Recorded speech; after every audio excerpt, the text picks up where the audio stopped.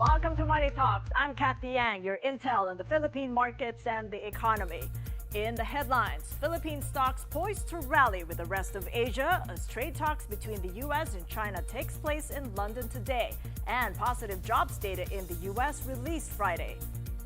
The Philippines is the top pick for First Metro DBS among emerging markets in Southeast Asia for the second half this year.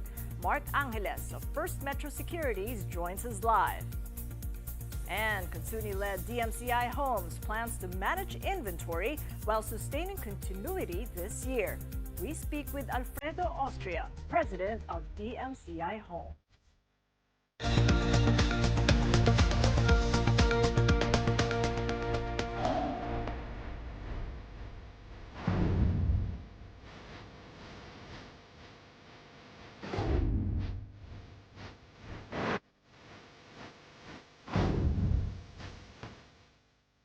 President Bongbong Marcos says the government will support the adoption of smart farming technologies to ensure food security.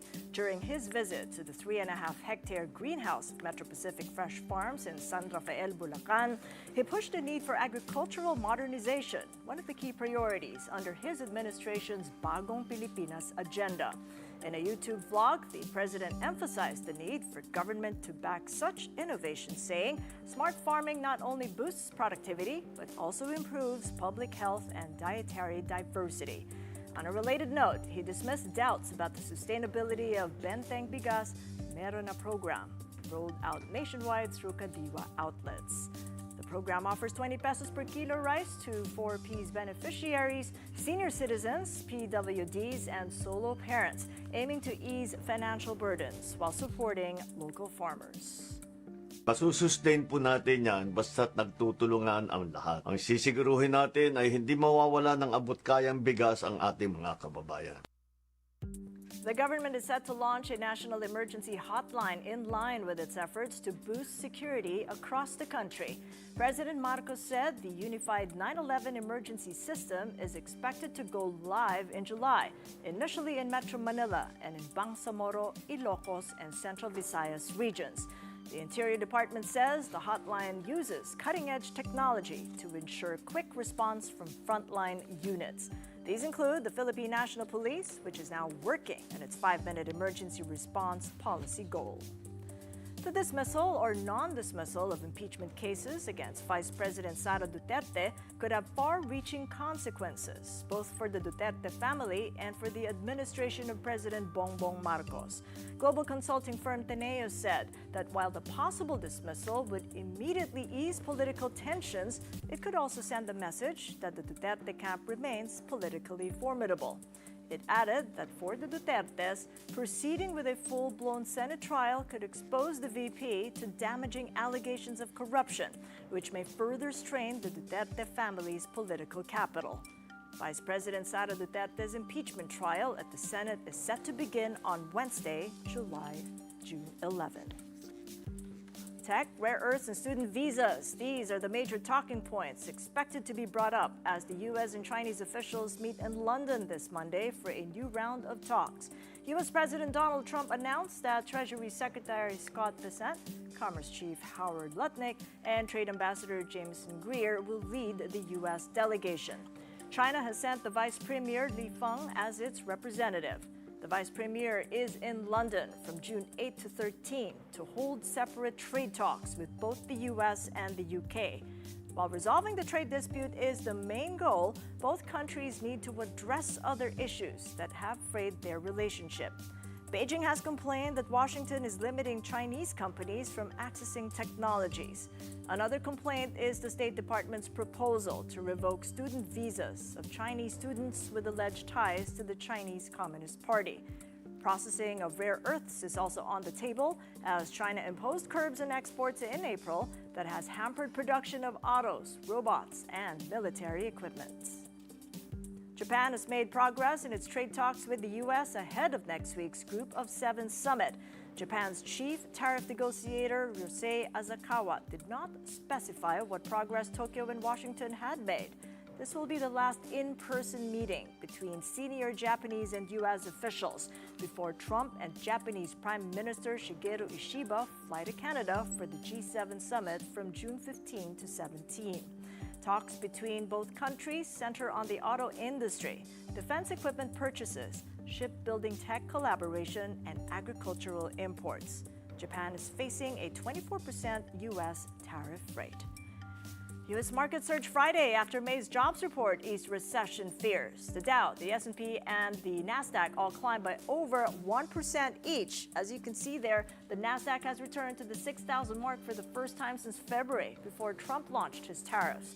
Benchmark 10-year Treasury yields have inched up to 4.5%, while gold prices have edged lower to $3,322 per troy ounce.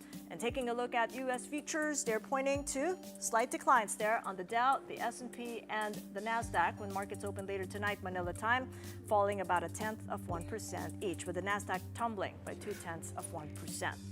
Let's take a look at the Asian markets. We're seeing a rise this Monday as investors are turning optimistic on the China-U.S. talks in London and the positive jobs report in the U.S. on Friday.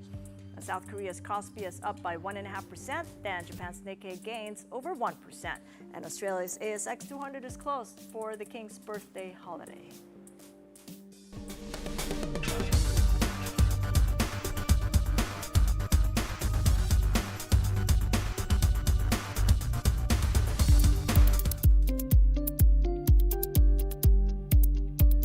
Markets resume trading this Monday. Let's get a quick check on how it's performing in the first few minutes. PSCI opening higher today by about 0.1% at the early get-go at 6,385. The Philippine peso opens weaker, just a tad weaker at 55.85 to the dollar from the previous close of 55.62.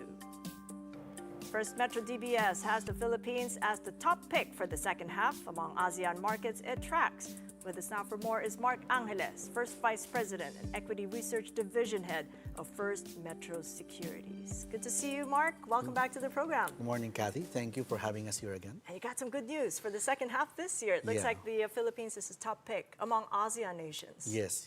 So DBS, our partner on research, our regional analysts picked Philippines as one of the top pick for this year in terms of outperformance and better economic fundamentals and earnings growth. What is the conviction then, the main conviction for that, given all the challenges that we face in the first half? Well, actually, Trump policies has created a complex environment in terms of investing. So what we're seeing right now is that you have to pick a country that is quite resilient amid these challenges. And Philippines fits that bill in terms of domestically driven. Earnings are mainly focused on domestic for local corporates. And then we have a lot of key risk events that are positive. For example, the reduction of sales tax. That should lower friction costs in investing in the market, especially for foreign. Those are one of their main pushback in investing in the Philippines. But there is the risk over a potential services war. The tariffs just cover goods, but not services. And there's that risk brewing right in front of us. What are the chances and how might that affect us, given that we're really big in BPOs, the business processing outsourcing industry? I understand that could be a concern, but in the first term with Trump, he didn't even bother looking at that. And I think the BPOs are safe for the time being. And from my perspective here is that there are a lot of things that needs to be done from the manufacturing side first before they move on to the services. And I don't think that the U.S. government will look at that as one of the main key sticking points for their tariffs. Okay, it's good to just keep that at the back of the Yes, mind. But for the then, time being. For the time being. Yeah. And look at the base case scenarios. You've put in 3 scenarios. Yes. So that's base, bull, and bear. Let's have a look and just kind of suss it up, because it's pretty interesting that you've even assigned percentages, which really gives us a bit more definition. Okay. But maybe you can take us through it, because we're the top pick for the base and the bull. Yes. But not the bear. Not the bear. How come? Well, for the base, it's a 55% probability that after the 90-day truce is that the tariffs will range from the 10%, but lower than the reciprocal tariffs that was imposed. So it's practically in between that. And with that, the Philippines, according to our regional economists, is best positioned to leverage on that. And in terms of the bull case, this is the part where the tariffs is around 10% or lower. And given that our reciprocal tariffs is already lower than everyone else, most of the countries that were imposed on, the Philippines stands to benefit from that. And lastly, the bear. I think the main reason why the regional analysts put in Philippines as a second pick is because of fiscal constraints, versus Indonesia, who has more room to drive economic growth via fiscal spending, versus us for the time being. Did you fight for that? A bull case? I mean, a positive scenario for the bear case? Yeah, but usually when we do our research with DBS, right, we contribute on a country basis. The regional analyst will take a look at it as presented, and he will make the decision who was top pick and who's not top pick. We don't have any say in it. But that's fair. I mean, it's fair enough that there is this collaboration, and it's good to Yes. see it from outside looking in and inside looking out. But you did make a mention of the tailwinds, and Correct. there are two of them that we already have. Yes. When you take a look at the peso, pretty strong peso, Yep. supposed to contribute to consumer confidence, and we do have a low inflation scenario. Correct. But what we would want to have, and probably the markets as well, is a policy rate outlook that is continuing to decline and become a little bit more accommodative. Yes. But how much is accommodative that might put in a bit more tailwind I to think the other two factors? accommodative is not the right term. More like shifting to neutral, right? Because interest rates remain quite high, coming from a high interest rate environment. So just to give you a context, in the last 24 months, what were the main pushback in investing in Philippine equities? One, high inflation. Two, weak peso. Those have now reversed. So it's now favorable. Combine those two factors will allow the BSP to decouple from the Fed and go ahead and cut rates, shifting to neutral, not accommodative policy stance. So what is neutral then? Is that going to be 75 basis point of a rate cut? I by think the end of the year? they have done 25 already. Our DBS economist sees around another 50 bips more for this year. Okay, so I'm now thinking that perhaps we don't have to wait. And that kind of gives credence to what economists and maybe bond fund managers Yes. tell us on this program, that we are decoupling from the US. And in the context of the ECB cutting further 200 bips, Correct. we kind of make the feeling that maybe this is the time.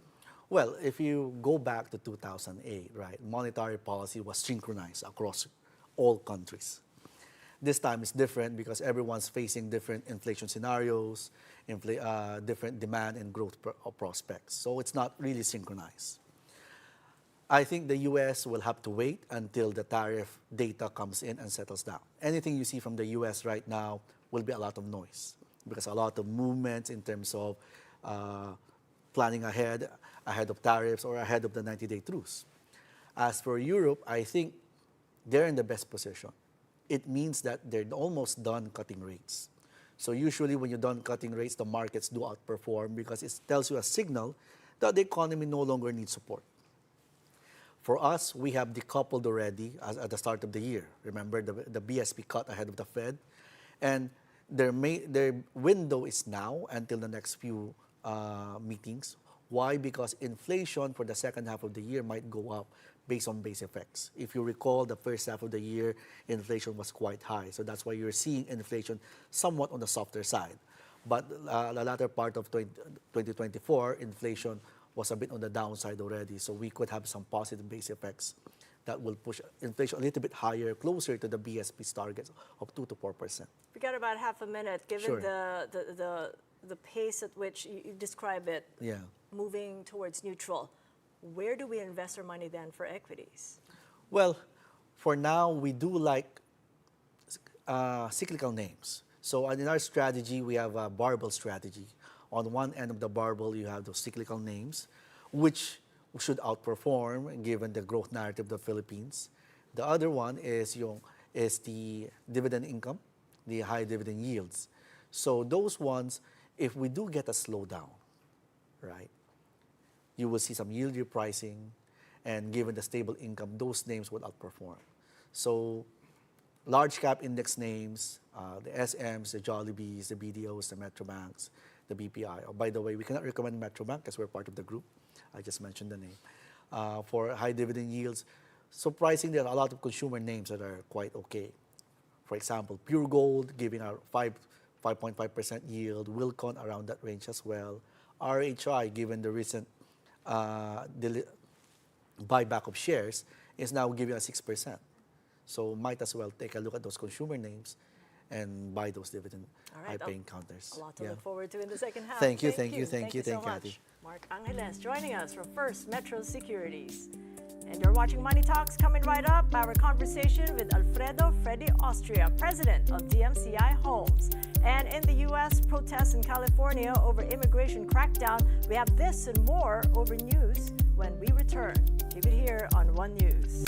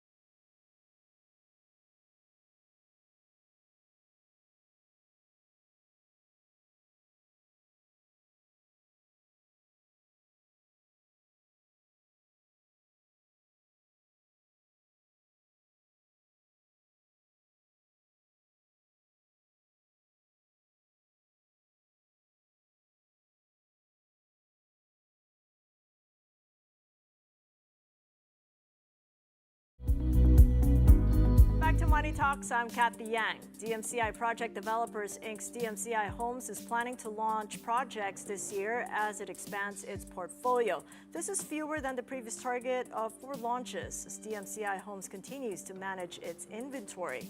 Its publicly listed parent firm, DMCI Holdings Inc., appears poised to maintain its sideways trading pattern, says Ron Acoba of Trading Edge, consistent with its performance over the past year. In the near term, though, there is a slight upward bias as the stock hovers near its support zone of between 10 pesos 22 to 10.26 per share. Acoba says buying interest at this level could potentially push the stock back toward the midpoint of its existing range. With us now for more is Alfredo Freddy Austria, president of DMCI Homes, the property arm of Kunsunhi-led DMCI Holdings Inc. Good to have you here. Freddy, thank you so much for joining us. Thank you. Thanks for having me, Cathy. All right, so tell us about the project launches, because that kind of slowed in my observation. What's the status now, and what are you going to do in the second half of the year? Well, since the start of the year, we haven't launched any project yet. But in the second half, we probably will launch a small project in Baguio and another project maybe in Quezon City. But that depends on the market situation. Market situation, I mean, what are you looking at? What metrics and what changes? What conditions in the market are you looking for?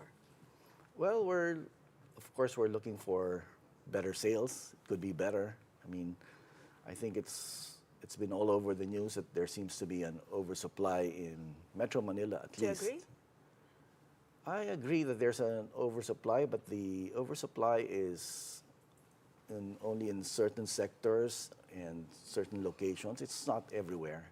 Yeah. I think there's still a big need for housing, condo units. Every year there are a lot of new households being formed. People are still getting married. People still have children. There are new families being formed, upper middle income families being formed every year. So it's a real need. And well, demographic data will tell you that there will always be a demand for it. But housing. in particular, what kind of niche are we then looking for? What kind of a market? Because when you look at the macro, it appears supportive. At least consumer confidence with the peso strength and maybe low inflation and policy rate outlook. Rates are coming off, as Mark was just discussing earlier. Yeah, I think focusing on the end user has been very helpful for us because, well, again, it's a real need having a home. No? And I think for the case of DMCI Homes, since the time we started DMCI Homes, we've been focused on the need market, the end user market, because when we started way back in 1999, that was right after the Asian crisis, and you know, you really have to focus on the need market. No? And we know, well, we've been in the Philippines for so long, the ups and downs, crisis every now and then. So we know that sooner or later there'll be some sort of a crisis or maybe oversupply in certain sectors. So I think we're prepared for it. In terms of the need that you're finding in Baguio, pretty interesting that it's a condotel that you're launching at the end of this year. Do you find that it's the same kind of demographic that you're reaching there, or a little bit more different? Sorry, I think the condotel I was saying is the one that we launched around 6 months ago in Baguio, or in Tuba, Benguet. But we're launching another one in Baguio in the second half of this year. It's a small project. There's an opportunity there. We're in joint venture with, it's a property owned by the Consuni family. So it's a specific opportunity to develop that nice property. It's premium, medium rise development. This yes, is it. yes. And it focuses on that premium market. Yes, it's premium actually. Okay, but you have a lot of other projects still up for Yes. launch. What are you looking for in terms of market conditions to be able to ascertain the timing of the launch? Well, we're regularly monitoring our sales every day, our site activities, strippings. In fact, this year we're happy to see that we have so many more site trippings from customers this year, around 70% more than last year. So there seems to be a lot of people are still eager to buy, but I think affordability issues are out there, and also because of the reported oversupply in condo units, some of these end users are being more careful, being more cautious, looking at several different properties. And what's good is that there are a lot of RFO units now, and they can see for themselves the quality and the value that each developer is offering. And I think that's good for us because we've been focusing on improving quality and value for the customer. And as we've seen in our recently completed projects, the sales have gone up when they were completed because we're able to bring in the customers and they see for themselves the quality and the value that we're offering. Which brings us to recurring income. What other sources are you now developing in order to ensure that you've got a steady stream of recurring income? Well, we're really more focused into residential homes. And as far as recurring income, the traditional point of view is that recurring income comes from office rentals, commercial, retail, mall rentals, and that sort of thing, no? Or hotels. But we don't have that in our portfolio. We are really focused on residential developments because that's what we see, that's where our strength is. No? And there's an advantage to focusing on residential housing because, well, first of all, there's that inherent need. No? And we think that if you do a good job in residential developments,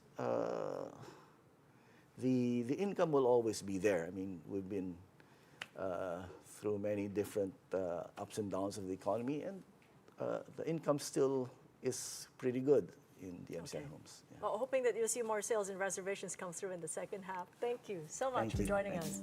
Freddie Austria of DMCI Homes joining us.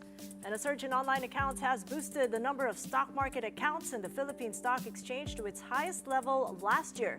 The local board said stock market accounts surpassed the 2 million mark, reaching nearly 3 million in 2024, which is over 50% higher than the previous year. The significant increase was attributed to a 62% rise in online accounts to nearly 2.5 million. PSE President and CEO Ramon Monzon said the 50% jump in the number of accounts in 2024 was the highest the exchange has recorded since it started tracking the investor count and profile in 2008. The combined assets of the Philippines' largest banks grew by nearly 10% in the first quarter, driven by lower interest rates. In the latest edition of Business World's quarterly banking report, the aggregate assets of 44 universal and commercial banks rose by over 9.5% year on year. That's over 26 trillion pesos in the first 3 months of the year. However, the pace was slower than the 10% logged in the previous quarter. In the first quarter, BDO remained the largest bank by total assets with nearly 5 trillion pesos, followed by Metrobank and Land Bank with over 3 trillion pesos each. The government's debt service bill sharply increased in April as amortization payments more than doubled. That's according to the Bureau of Treasury. Data from the Treasury showed the debt service bill went up by over 73% year on year in April, which is nearly 281 billion pesos from 161 billion last year. Month on month, it also rose by over 53%. Debt service refers to the payments made by the government on domestic and foreign borrowings. In April, amortization payments stood at 234 billion pesos, up from nearly 149% from the same month in 2024.